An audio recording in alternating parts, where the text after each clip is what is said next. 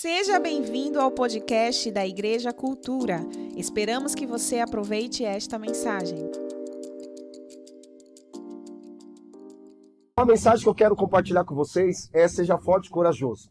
Lá em Josué, capítulo 1, do versículo 1 ao 4, a palavra de Deus vai dizer assim: depois da morte de Moisés, servo do Senhor, o Senhor disse a Josué, filho de Nun, servo de Moisés: o meu servo Moisés está morto. Agora, pois, você e todo este povo preparem-se para atravessar o rio Jordão e entrar na terra que eu darei aos israelitas. Como prometi a Moisés, eu darei a vocês todo lugar onde puserem os pés. O seu território se estenderá do deserto ao Líbano e do grande rio, o Eufrates, toda a terra dos hititas até o mar grande no oeste. Amém? Coloca a mão no teu coração. Vamos orar. Senhor, em nome de Jesus, nós te agradecemos nesta noite. Obrigado pela tua palavra, obrigado por esse tempo de adoração que nós estamos tendo aqui, Senhor, junto com os nossos irmãos. Senhor, nós queremos te dar toda a honra, queremos te dar toda a glória. Nós queremos, Deus, ter todo o nosso foco voltado para a tua palavra. Tire de nós toda e qualquer distração, Senhor, seja ela qual for, para que nós sejamos impactados pela palavra do teu evangelho sobre a nossa vida, Senhor. Assim eu oro e te agradeço no nome de Jesus. E a igreja diz amém? Amém. Glória a Deus. Essa primeira parte, querido, está falando aqui de instruções para Josué. Josué, ele era um discípulo de Moisés. Nós conhecemos bastante a história de Moisés. Moisés foi um homem levantado por Deus e ele, de forma sobrenatural, Deus livrou a vida dele e ele foi criado na cultura egípcia. E lá naquela cultura egípcia, ele se tornou um grande príncipe. Tanto é que tem um desenho da Disney maravilhoso, o Príncipe do Egito. É incrível esse desenho, que relata um pouco ali da história na verdade, é de José, né? De José. Mas Moisés, ele foi criado nos palácios ali do faraó, na cultura egípcia. E Deus levantou aquele homem, preparou aquele homem para libertar o povo da escravidão do Egito para uma terra que emana leite e mel, a terra prometida. O Novo Testamento, na verdade, o reino de Deus no Novo Testamento é equivalente à terra prometida no Antigo Testamento, uma terra que emana leite e mel. Paulo vai dizer que o reino de Deus não é comida nem bebida, mas é paz, justiça e alegria no Espírito. Então, todos aqueles que entram na terra prometida, eles vão desfrutar de paz, alegria e justiça. Se nós não estamos desfrutando desses três elementos da terra prometida, certeza que nós estamos com feridas na alma. No mês passado, nós falamos sobre feridas na alma. Se nós não estamos envolvidos com a grande comissão, significa que nós precisamos passar por um processo de cura. E esse processo de cura precisa nos levar à obediência da grande comissão, pregar o evangelho e fazer discípulos. Então aqui Deus está preparando Josué para entrar na terra prometida. A gente sabe que Moisés, ele, por ter desobedecido uma palavra de Deus, ele foi impedido de entrar na terra prometida. Deus fala primeiro para ele bater, para ele falar para a rocha, e ele bate na rocha, porque ele foi tomado por uma raiva, uma ira, uma murmuração. Só que na segunda vez, Deus, olha que interessante, Deus fala para ele bater na rocha. Já viram isso na Bíblia? Na segunda vez, Deus fala para ele bater na rocha. Presta atenção, que aqui é importante. Existe um momento quando Deus fala algo específico, e existe um outro momento que Deus vai falar uma outra coisa. Então a gente precisa ter discernimento o que Deus está falando para nós aqui agora. O que Deus fez, amém, glória a Deus, a gente olha com gratidão para o passado. O que Deus vai fazer lá na frente é uma esperança, mas nós precisamos viver o aqui, hoje, o agora. O que Deus tem para mim e para você aqui agora? Milagres, sobrenaturais, vida, abundância. Deus tem graça para derramar sobre nós. Aí no versículo 2 fala assim, o meu servo Moisés está morto. Então Moisés, por ter desobedecido a uma palavra de Deus, Deus impediu ele de entrar na terra prometida. Agora ele vai dizendo, agora pois você e todo este povo preparem-se para atravessar o rio Jordão e entrar na terra que eu darei aos israelitas. Presta atenção, Deus não está preparando a promessa dele para você. Deus está preparando você para viver a promessa que ele tem para você. Quem está entendendo isso? Ele fala, preparem-se, prepare-se para atravessar. A terra prometida estava lá, garantida. É por isso que Cristo nos tornou co-herdeiros. Nós temos uma herança. Mas por que muitos de nós não conseguem desfrutar dessa herança? Porque muitas vezes nós recusamos em amadurecer para desfrutar da herança que Deus tem para mim e para você. E aqui ele vai dizendo, como prometia Moisés, ou seja, ele prometeu, e Deus é fiel para cumprir. Você cumpre com aquilo que você promete? Lembra que a gente sempre fala, estamos juntos, qualquer coisa é nós, me liga. Quem já ouviu muito isso? Quem já falou muito isso? E aí você gera uma expectativa no coração do outro, e aí você não corresponde, o que vai gerar? Uma frustração. Lembra que no domingo passado foi falado que frustração é uma expectativa correta depositada no lugar errado.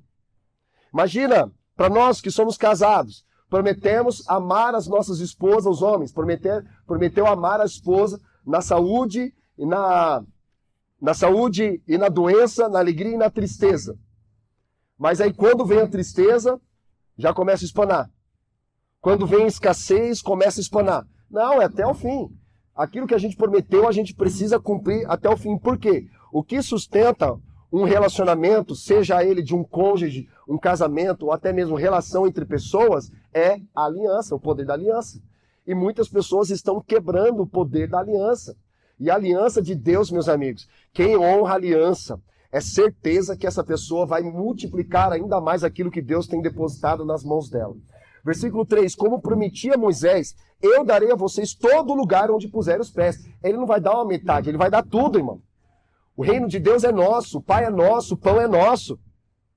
Então há uma promessa para nós. Lembra que Satanás ofereceu para Jesus, te darei toda a glória, te darei todas as nações, se prostrar e me adorar. O que Jesus responde? Toda autoridade me foi dada nos céus e na terra.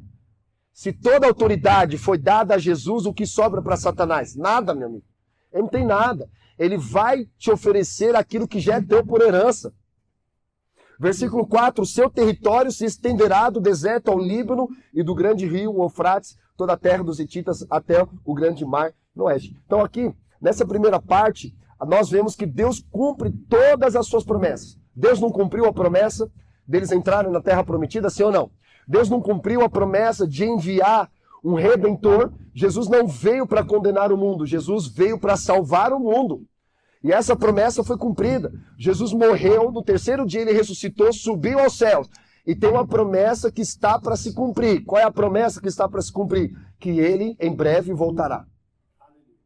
Todos esses acontecimentos não é uma fábula, não é um folclore, é uma grande verdade. Por que nós estamos aqui? Porque o Espírito testifica em nosso espírito que nós somos filhos. O Espírito testifica que de fato Jesus não apenas existiu, mas ele é na nossa vida. E por isso que nós estamos aqui. Senão a gente não teria saído da nossa casa num domingo para estarmos aqui reunidos, sermos ministrados pela palavra. Então, Deus cumpre todas as suas promessas, amém? Mas ele não é obrigado a cumprir com o nosso potencial. Aqui está um ponto importante. Aqui, irmãos, está um ponto onde muitos querem as promessas de Deus, mas não querem passar pelo processo para viver as promessas de Deus. É igual, por exemplo, a gente já teve que lidar com casais, você fala assim para a esposa, você quer ver o seu marido transformado? Comece a honrá-lo. Ah, não, aí não dá. Se você quer ver a sua esposa transformada, você precisa amá-la. Ah, não, mas peraí, você quer a promessa, mas não quer participar do processo? Quer o milagre de Deus, mas não quer submeter ao processo de Deus? Não tem como, irmãos. Porque nós precisamos ter uma fé responsável e ativa para viver o que Deus nos prometeu, amém? Então Deus nos traz a sua promessa com um convite para um potencial, uma possibilidade de fazer algo sobrenatural. Aqui está um ponto importante, aqui fala de um nível de maturidade, conquista de responsabilidade em alguns casos. Então Deus está provocando em Josué uma responsabilidade, um compromisso para liderar um povo. Moisés quase enlouqueceu para liderar 3 milhões de pessoas reclamando no ouvido dele, irmão. Imagina, ele quase foi à loucura. Já andou com gente reclamona? Meu Deus do céu, cara. Não dá. Você não consegue viver, não consegue raciocinar. Lá em casa, a gente tem uma sensibilidade com barulho. A gente gosta de ambiente silencioso. Mais a Érica, Joaquim, né? Mas eu sou mais da bagunça lá de casa. Mas tem momentos que eu gosto de ambientes silenciosos, para concentração.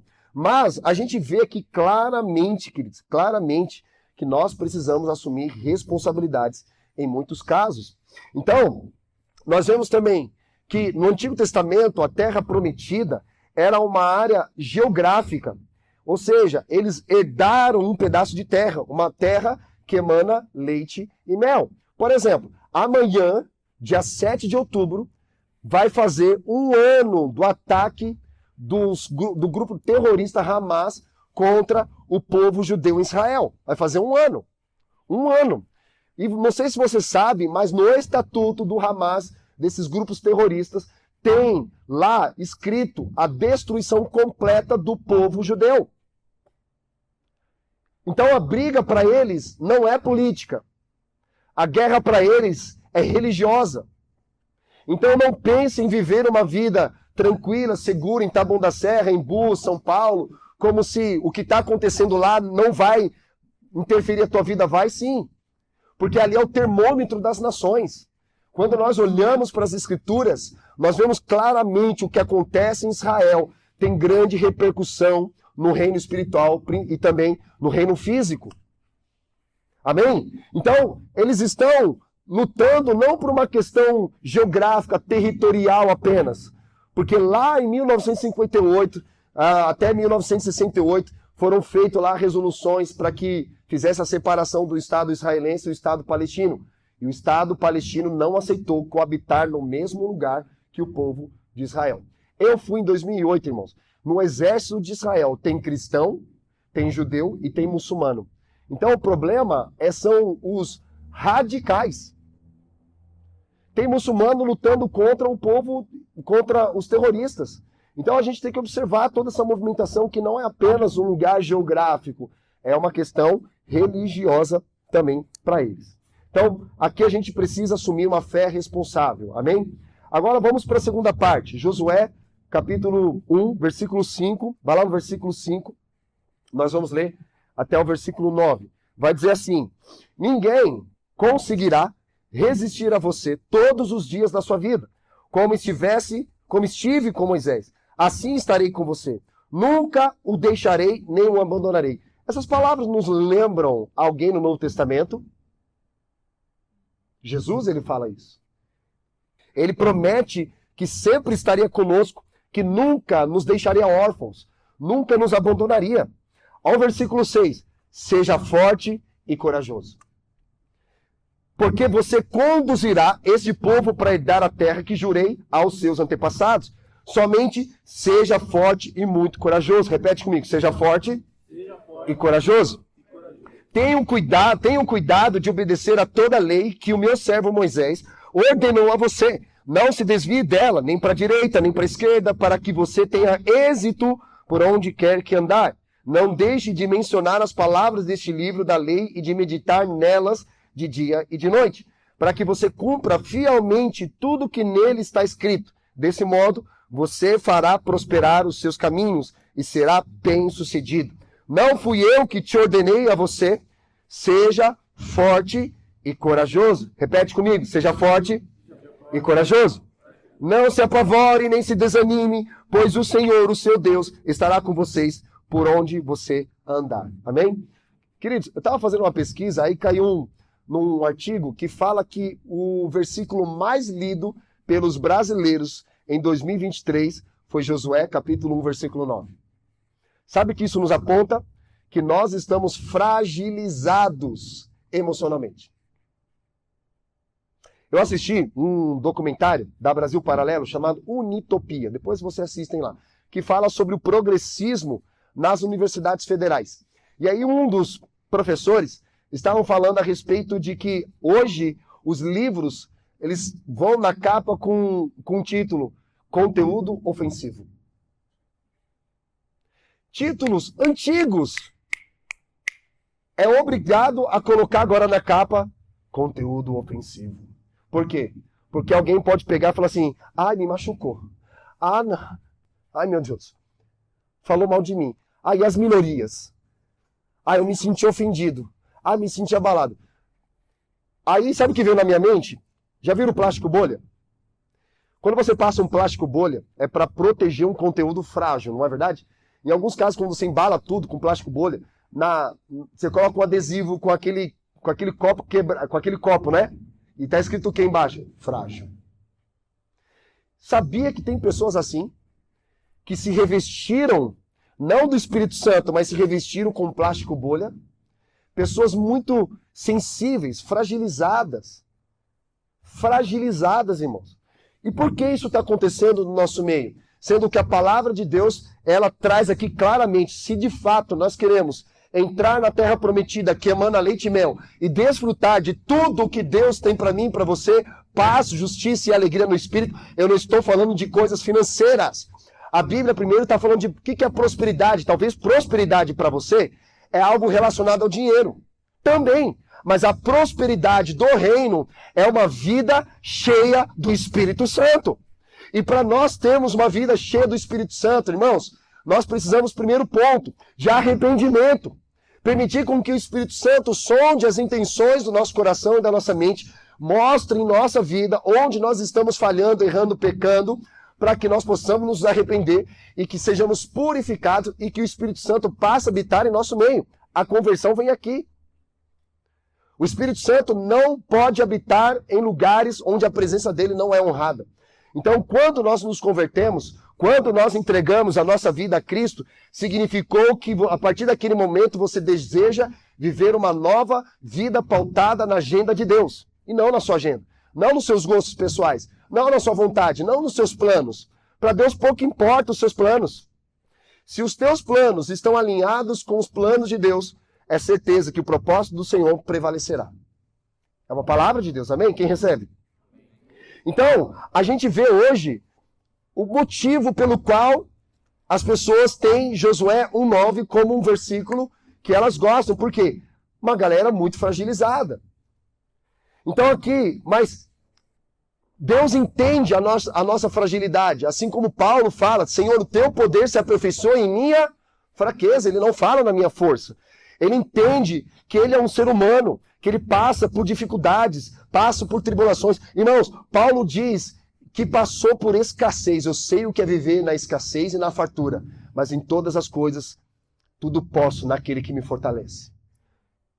Provérbios vai dizer, Senhor, não me dê nem a pobreza, nem a riqueza, mas me dê somente o necessário. Isso é prosperidade. Prosperidade não é riqueza nem pobreza. Prosperidade é uma vida cheia do Espírito Santo de Deus. Uma vida cheia de justiça de Deus. Uma vida cheia de alegria de Deus. Uma vida cheia de paz de Deus. É isso que é prosperidade. E Deus tem para nós, mas por que nós não estamos acessando esse lugar? Porque nós recusamos em amadurecer. E amadurecimento dói. Crescer dói. Pega os nossos filhos, reclamam de dores na perna, no braço. Isso é dor de crescimento. Crescer dói, faz parte do processo. Eu falei, acho que no domingo passado, a respeito que a gente jogava futebol na rua de pedra, que a maioria das ruas da nossa região era tudo de pedra. E aí a gente chutava a bola, arrancava o tampão do dedo. Quem lembra dessa época? Tinha que vir com aquele metiolate, lembra, mas? Vinha com aquele metiolate, colocava aquela redinha na ferida. Meu Deus, cara! Era dolorido. Mas a gente continuava jogando. O dedo saindo do pé, já estavam pegando já um balde com gelo para colocar o dedão, para levar para o hospital, tentar colocar, mas você estava com o sangue tão quente, você continuava jogando. Estava todo espatifado ali, mas continuava jogando. Não estou dizendo que se nós aprendemos apanhando, que nós temos que ensinar batendo. Não é isso. Não é porque eu aprendi apanhando que eu tenho que ensinar batendo. Eu preciso ter graça nas minhas palavras, eu preciso ter amor na verdade de Deus, amém? Mas a gente precisa entender, queridos, que Deus quer nos tirar dessa fragilidade. Fragilidade, que se nós queremos de fato acessar esse lugar que Deus já tem para mim e para você, precisamos ser forte e corajoso. E essa força e essa coragem é o Espírito que nos dá, irmão. Porque tem dias que você fala assim, meu Deus, cara, Nós somos seres humanos. Mas o que demonstra maturidade na nossa vida é a forma como nós vamos lidar com a ansiedade, como nós vamos lidar com a depressão, como nós vamos lidar com a tristeza, como nós vamos lidar com a apatia, como nós vamos lidar com traições, como nós vamos lidar com as ofensas. Aqui é demonstrada a maturidade na nossa vida. Essas coisas vão acontecer. No mundo tereis aflições, mas tem de bom ânimo, pois eu venci o mundo. Então, se de fato nós queremos crescer e amadurecer, é óbvio que essas coisas acontecerão na minha e na sua vida. Mas o que vai definir a forma como nós vamos lidar. Mas sem negligenciar, sem tirar a nossa humanidade. Irmãos, tem dias que você não quer nada da vida. Deus sabe. Deus entende. Jesus, Deus se fez homem, porque a linguagem que o ser humano conhece é a linguagem humana. A linguagem de amor. Por isso que Deus se fez homem, para poder se relacionar e entender as nossas dores. Deus sabe, Deus conhece. Uma coisa que eu sempre falo, eu conheci um irmão querido, já veio na igreja, já dormiu lá em casa, chamado Nel Braga. Ele lá do Rio de Janeiro, é casado com a Tátila. Eles têm 3 filhos hoje, mas quando eu encontrei com ele no Rio de Janeiro, eu perguntei, falei, cara, qual foi a inspiração para você compor a música Eu Era Órfão, Hoje Eu Sou Filho? E aí ele falou assim, só um minuto, pastor, eu vou chamar aqui a Tátila, minha esposa, porque eu compus essa música em inspiração à história dela. E ela veio. E ela começou a contar. Falou, pastor, você tem tempo? Falei, todo o tempo do mundo. Então vamos lá. Vou tentar resumir a história. Ela falou que os pais se conheceram aos 15 anos de idade, engravidaram e foram morar juntos. Só que quando ela completou 5 anos de idade, eles tiveram uma discussão, a mãe pediu o divórcio, e aí o pai não aceitou muito bem o divórcio, bateu lá na porta da casa dela, convenceu ela de entrar no carro, e eles tiveram uma discussão no caminho, e ela saiu do carro nervosa, e o cara simplesmente acelerou e matou ela atropelada. Sabe o que ele fez depois, logo em seguida? Se matou. Então imagina isso para uma cabeça de uma criança de 5 anos. Uma tragédia. Ela falou assim, pastor, na época foi notícia no Brasil inteiro. E aí a minha guarda foi disputada entre os meus avós maternos e paternos. E o juiz deu a guarda, obviamente, para os meus avós maternos.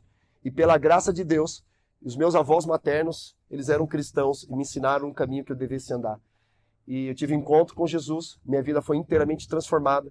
Eu liberei perdão para o meu pai, liberei perdão para a família toda do meu pai, porque eu carregava um ódio mortal no meu coração. E hoje, pela graça de Deus, sou casado com o Nel, e juntos nós temos 3 filhos. Então a canção, pastor, ele se inspirou na minha história. Eu era órfão, hoje eu sou filha. Você pode dar um amém para isso, irmão? Então assim, a forma como ela teve que lidar com a dor dela, com o passado dela, fez com que ela vivesse o hoje na vida dela. Então ela teve que fazer as pazes. Irmãos, eu assisti pela 10ª vez, acho que até mais, o Rei Leão. Só que em versão digital essa semana. Quem já assistiu? Incrível. Só que cada vez que eu vou assistindo, eu vou pegando alguma coisa. E aí eu peguei algo que falei, nossa, eu não tinha percebido isso. Vou compartilhar com vocês. Quando Simba, ele já se torna um adolescente, ele está morando lá junto com Timão e Pumba, 2 adolescentes hippies. Os seus problemas você deve esquecer, isso é viver. E fez o leão comer bicho, inseto. Imagina, os caras conseguiram entrar na mente do leão para fazê-lo acreditar que ele não era um leão mais, mas e sim ele era agora um herbívoro. E o leão comendo lesma, comendo gafanhoto e achando isso o máximo. Até que ele encontra uma leoa, que era a amiga dele de infância, e aí ele começa a mostrar o lugar onde ele estava morando. Pensa num lugar lindo. Ela falou assim, nossa, que lugar perfeito, que lugar maravilhoso que você está. Mas Simba, você precisa voltar. O reino está destruído. O reino precisa de você. Eu achei isso interessante, irmão. Porque muitos de nós procuramos sempre um lugar perfeito para estar. Um lugar agradável, um lugar bonito, com uma boa sonorização, uma boa estética, porque hoje o brasileiro, ele quer ter experiência, em detrimento da presença de Deus. E aquilo me chamou a atenção, porque ali não era o lugar que era o destino dele. O destino dele era voltar para o lugar e recuperar o reino de volta. Então, muitas vezes, Deus vai te chamar, meu amigo, para o lugar para onde você saiu. Para você voltar. A terra prometida Talvez para você seja um lugar, nossa, que lugar incrível, belíssimo, maravilhoso. Não, mas é você recuperar das mãos, na verdade que já foi recuperado das mãos de Satanás, a chave da autoridade entregue na tua mão, mas você fica com a chave assim, ai meu Deus, eu não sei o que eu faço. Ai meu Deus, é muita responsabilidade. Eu tenho medo. Eu não sou forte, eu não sou corajoso. E teve aquela cena do Simba, que aqueles Satanás, que era o Scars, né? Ele mata o irmão para pegar o reino, e aí coloca a culpa no Simba. Foi você que matou teu pai. E ele, o que eu faço, tio? Vai embora. E aí ele sai com uma culpa. Passou a vida dele toda acreditando que ele era culpado pela morte do pai. Porque Satanás colocou na cabeça dele e ele acreditou. Sabe qual é o problema? Que a gente parece que dá mais crédito àquilo que Satanás está falando do que, na verdade, aquilo que Deus está dizendo.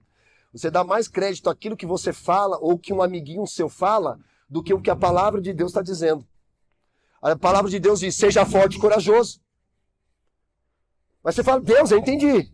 Mas eu não me sinto forte e corajoso. Mas a palavra de Deus diz, seja forte e corajoso. Sabe o que a palavra vai dizer? Diga ao fraco, eu sou forte. Diga ao fraco, eu sou forte. Então, a gente vê isso, irmão, na palavra de Deus. Pode deixar. Pode deixar. Não, a gente vê isso na palavra de Deus. Diga ao fraco, eu sou forte. A gente é fraco, irmão. Mas o poder de Deus se aperfeiçoa em nossa fraqueza. Porque não é sobre mim. É sobre Deus fazendo algo em mim. Então eu preciso aprender a lidar com isso. Então quando vem uma responsabilidade na minha mão, eu preciso entender que é um propósito. Sabe o que o Espírito Santo falou para mim nessa semana, na minha devoção? Falou assim, deixa eu falar uma coisa para você, Robert. Jesus, ele não se movia por oportunidades. Jesus se movia por propósito. Porque na vida a gente vai encontrar pessoas que vão querer se relacionar com a gente por uma oportunidade que elas podem obter nesse relacionamento. O que eu posso ter através daquela pessoa? Acho que é uma oportunidade. Mas Jesus não se movia por oportunidade. Jesus se movia por um propósito. Cada pessoa, querido, vai estar numa velocidade. Cada pessoa vai estar numa dificuldade. Cada pessoa tem as suas lutas diárias, uma diferente da outra. Mas uma coisa que a gente não pode fazer é impedir Jesus de alcançar mais outras pessoas. Sabe de uma coisa? Tentaram parar Jesus. Sabe o que Jesus falava? É necessário que eu vá de cidade em cidade pregar o evangelho. Jesus, ele supria a necessidade da pessoa, ajudava uma necessidade que ela tinha, mas ele não parava na necessidade dela. Ele se movia por um propósito. Quem está entendendo isso? Então a gente precisa sair desse lugar de imaturidade espiritual e desejar crescer cada vez mais para viver essa terra que emana leite e mel. Então Deus te deu ferramentas. Você é responsável pela sua própria prosperidade. Você é responsável pela tua saúde mental. Você é responsável pela tua saúde física. Você é responsável pela tua saúde espiritual. Eu, como pastor, líder, a gente dá o direcionamento. Vamos aqui, ó, palavra de... Mas cada um tem o seu individual com Deus. E a gente não pode culpar o outro pelo fato do outro estar vivendo algo muito grandioso da parte de Deus e você ainda está ali. Porque a comparação gera competição. E aí você vai querer começar a competir com o outro, mostrar que você é mais do que o outro, que você é mais bonito que o outro, que você ganha mais dinheiro que o outro. Aí vira uma competição. Isso é de Satanás. Isso é doutrina das trevas. E não é isso que Deus espera de mim e de você. Então a gente não pode até mesmo hoje transferir para as pessoas e até mesmo para o governo a responsabilidade que é sua. Hoje em dia, sabe que os governos comunistas, o marxismo cultural, o que ele faz? Ele procura escravizar o pobre, deixar ele totalmente dependente do governo.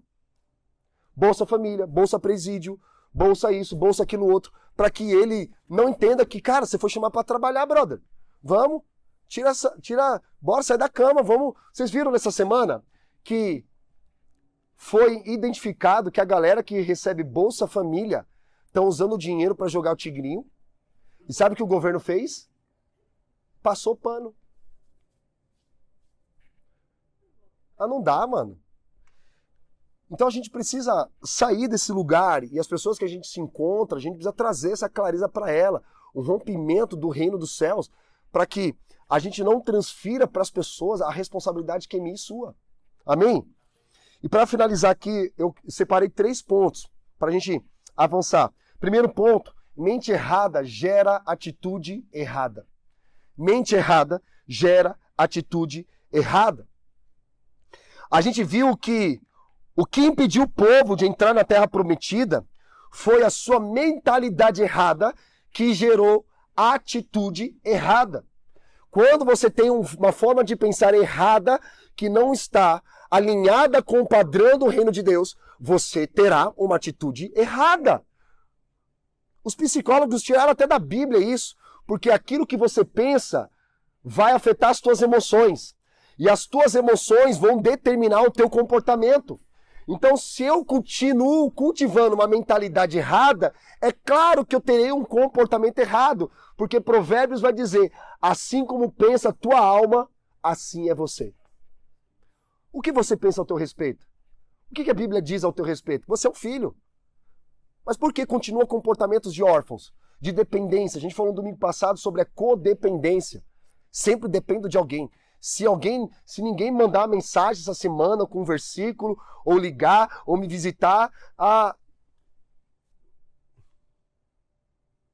E a gente sempre fala para a liderança, não estimule dependência.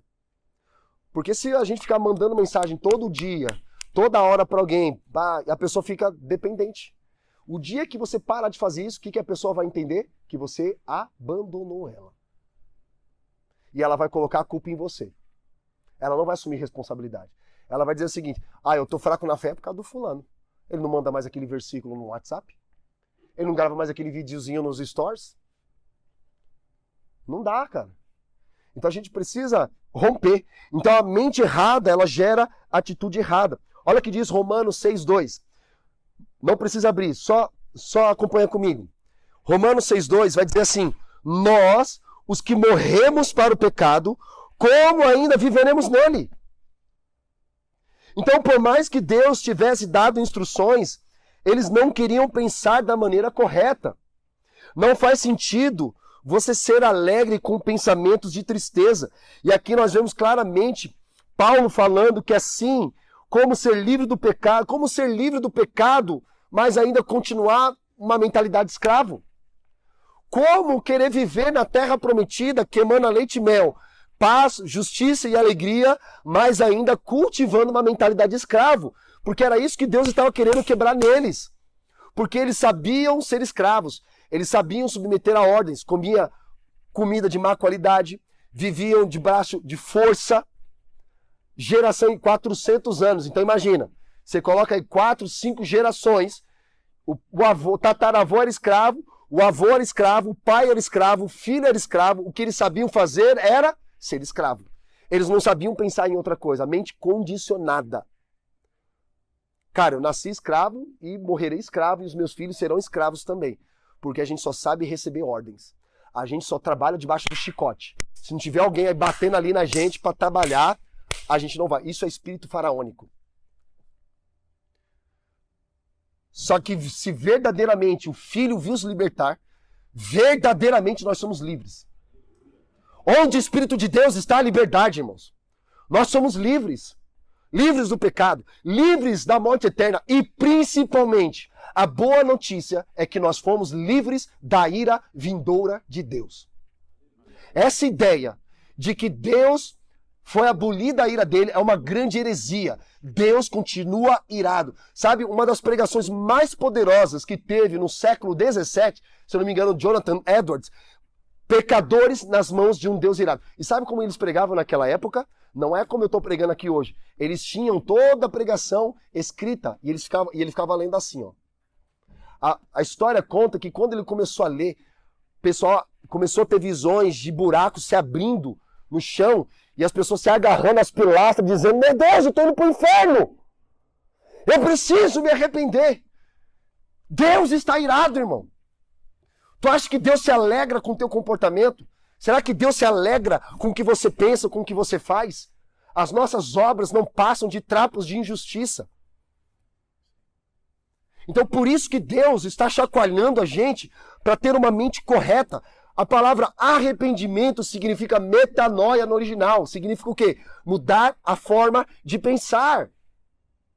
Presta atenção. Não é mudar o comportamento. Como assim, pastor? É mudar o entendimento.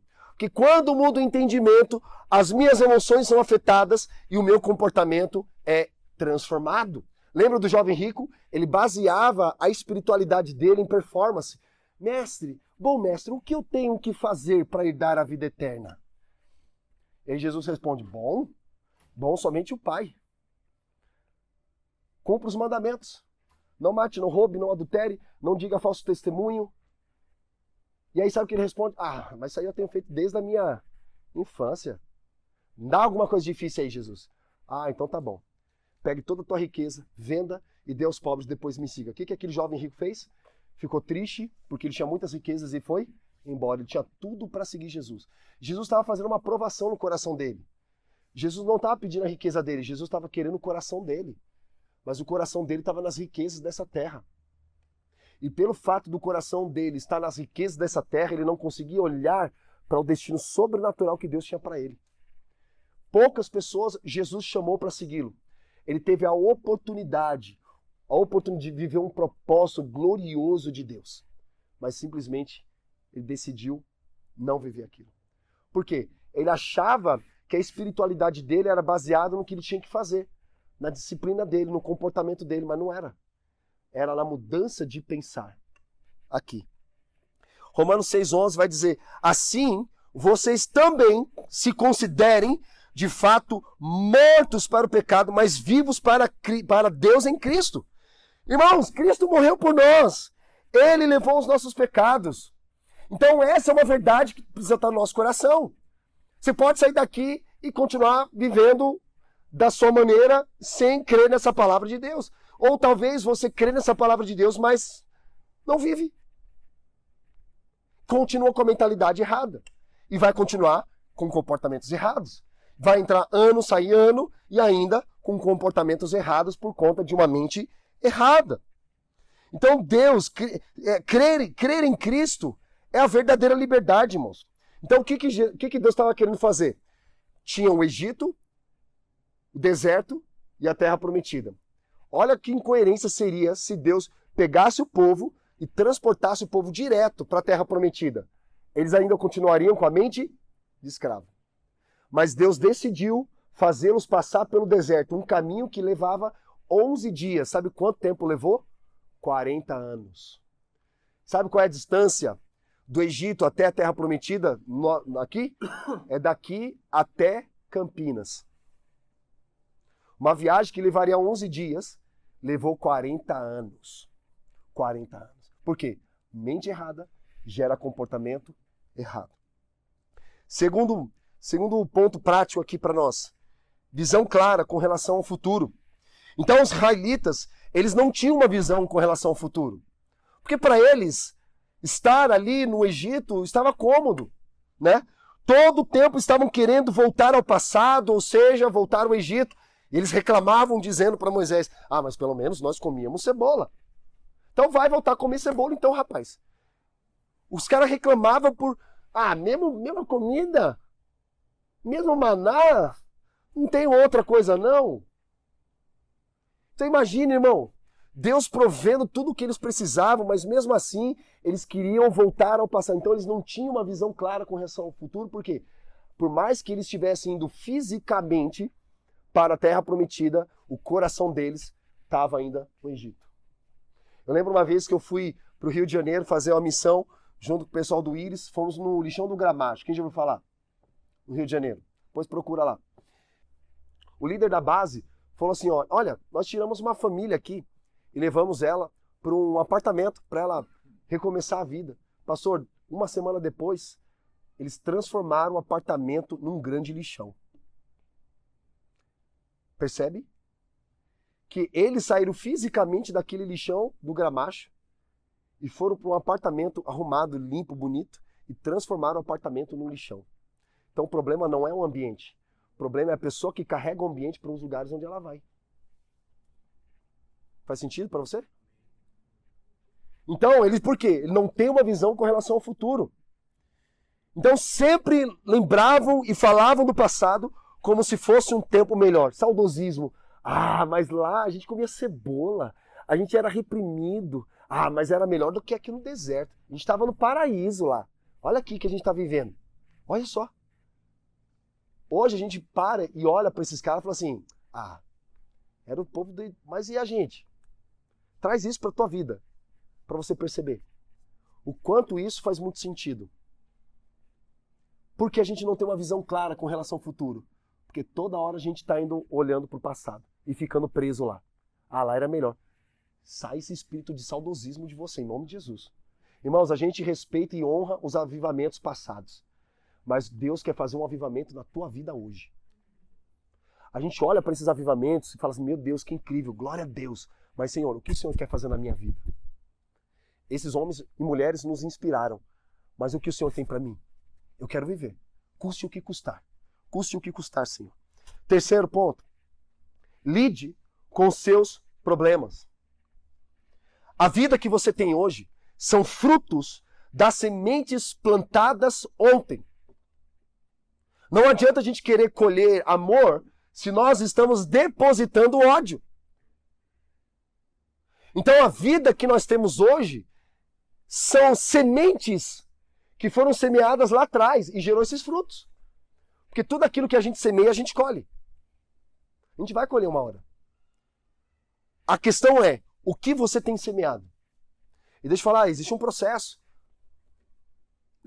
Deus usa a agricultura para ensinar a gente que existe um tempo para todas as coisas. Não adianta a gente querer semear algo agora e já amanhã a gente querer colher. Não é assim que acontece. Existe um processo.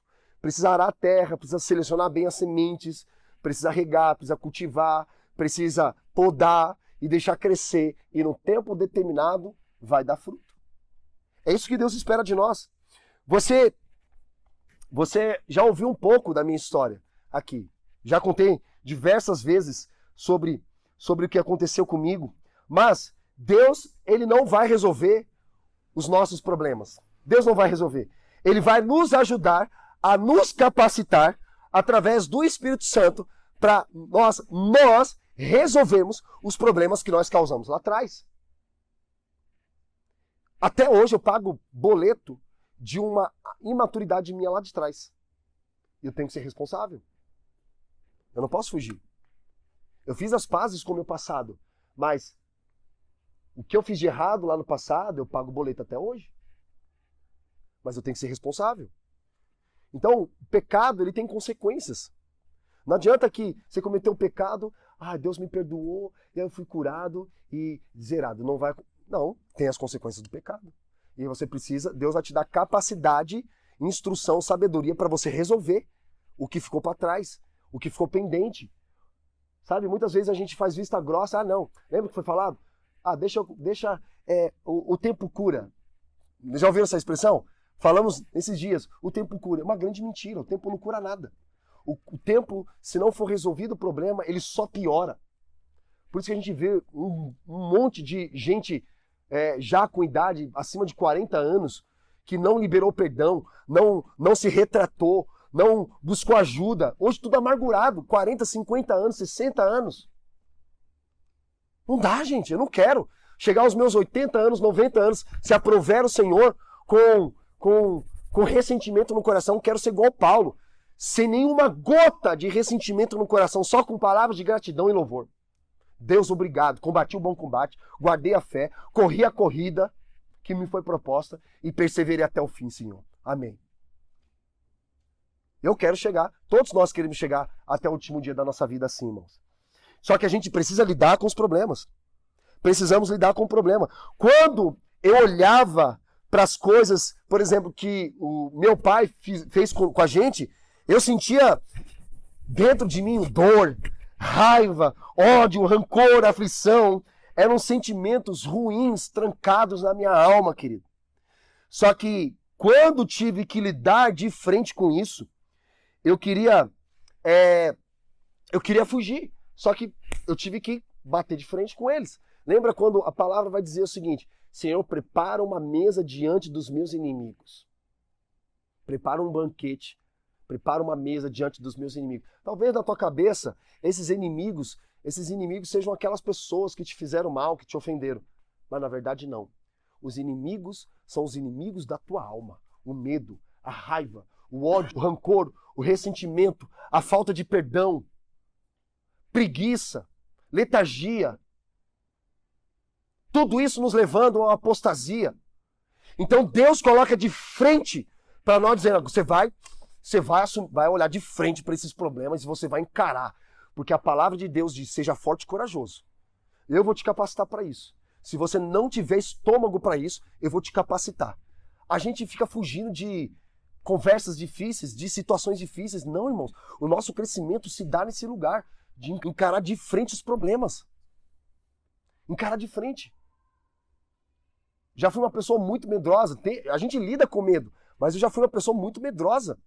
Lembra que a gente já falou algumas vezes aqui, vale a pena falar de novo? Quem tem medo de falar em público? Todo mundo levantou a mão. Eu tenho. Você sabia que já foi comprovado cientificamente que muitas pessoas preferem morrer do que falar em público? A questão não é o medo de falar em público, é o medo de falhar em público. Fica preso à opinião das pessoas. O que as pessoas vão pensar ao teu respeito? O que ela vai dizer? O que ela vai pensar? Aí, lembra que eu falei do plástico bolha? A gente fica com medo de falar alguma coisa e a pessoa não gostar. A gente vive essa geração fragilizada, plástico bolha. Mas, irmãos, a gente não pode ter medo de falar o que Deus colocou no nosso coração para a gente falar e fazer. O que Deus colocou no teu coração é para você viver, independente de pessoas. Pessoas vão parar, pessoas vão apostatar da fé e você precisa continuar. Você precisa continuar correndo. Você precisa continuar mantendo seu foco naquilo que está diante de você. Como Paulo disse, deixa as coisas velhas para trás e siga para o alvo que é Cristo Jesus. É o tempo de você parar de ficar dando voltas no deserto para tentar evitar o momento de lidar com seus problemas. Ficar dando voltas e voltas e voltas. Quem já viu o cachorro correndo atrás de um rato? Tu já viu? Ele está em movimento? Sim ou não? Sim, mas ele não sai do lugar. Assim estão muitas pessoas, correndo, dando voltas, mas não saem do lugar. Um cachorro louco. Precisa tomar a vacina da raiva. Tá um cachorro louco, tá desequilibrado. Então a gente precisa, se de fato eu e você queremos romper com essa mente imutável, essa mente, sabe, com mentalidade errada e ser transformada, a gente precisa parar de ficar olhando para os problemas e colocando a culpa em todos. Não importa o que aconteceu com você no passado, não importa o que esteja acontecendo com você. A importância é o que você está fazendo com aquilo que está acontecendo, como você está lidando. Deus está te dando ferramentas, Deus está te dando instruções, Deus está te dando sabedoria, Deus está te dando direções. Vem por aqui, vem por ali. E se você não tem, sabe, algo claro, aí entra o discipulado. O discipulado de orar junto com alguém e falar, cara, me ajuda, me ajuda a ter clareza no que eu preciso fazer. Porque às vezes eu me sinto assim também, diante de uma situação. Mas, na maioria das vezes, o que nós precisamos é ser forte e corajoso. Sabe quantas vezes Deus fala aqui para Josué?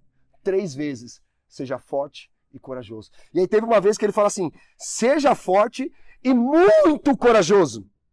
Versículo 9, não fui eu que ordenei a você. Quem foi que te ordenou, irmão? Quem te comissiona é Jesus. Às vezes a gente vai se sentir incapacitado. Deus, eu não sou capaz. Eu não tenho essa capacidade. E sabe o que é isso? Glória a Deus por isso. Que você não é capaz mesmo. Sabe por quê? Somente pela graça de Deus. Somente pela graça de Deus você prega o evangelho. Somente pela graça de Deus você faz discípulos. Somente pela graça de Deus você congrega. Somente pela graça de Deus você lê a Bíblia. Somente pela graça de Deus você ora. Somente pela graça de Deus você se envolve naquilo que Deus está fazendo, irmãos. Não é por você, é pela graça de Deus. Se alguém perguntar um dia para você como você chegou aqui nesse lugar onde você está hoje na tua vida, você não sabe explicar. Você vai dizer, foi pela graça de Deus. Foi pela graça de Deus que eu estou aqui. Pela graça de Deus que eu estou vivo. Pela graça de Deus que eu estou casado, pela graça de Deus que eu estou solteiro, pela graça de Deus que eu tenho filhos, pela graça de Deus que eu tenho um trabalho, pela graça de Deus que Cristo morreu a minha morte para eu ter a vida eterna. É tudo pela graça, irmão. Você não pode nada, você não consegue nada, mas pela graça você é mais do que vencedor. Pela graça de Deus você pode todas as coisas. É Ele que nos fortalece, Ele que nos anima, Ele que nos encoraja. Ele derrama do Espírito dele sobre a nossa carne, para nós sermos impulsionados a viver o máximo potencial da nossa vida, que muitas vezes a gente se sente incapaz de olhar. Deixa eu falar uma coisa que eu sempre falo. Jesus é especialista em acreditar em projetos falidos. Eu olho para a minha vida muitas vezes e falo assim, Deus, eu não sou capaz. Mas tudo bem. Sabe o que eu aprendi? Que Deus não escolhe os capacitados, mas Deus escolhe os disponíveis. Onde estão os disponíveis? Para entrar na terra prometida e desfrutar tudo aquilo que Ele tem para reservado para mim e para você. Portanto, querido, usa as mesmas palavras de Deus para Josué. Seja forte e corajoso. Não se apavore. Vai vir as tribulações, vai vir as ansiedades da vida, mas Ele está dizendo, não se apavore, nem se desanime. Pois eu, Senhor, estarei com você todos os dias. Essa é a esperança que nós temos. Vamos orar?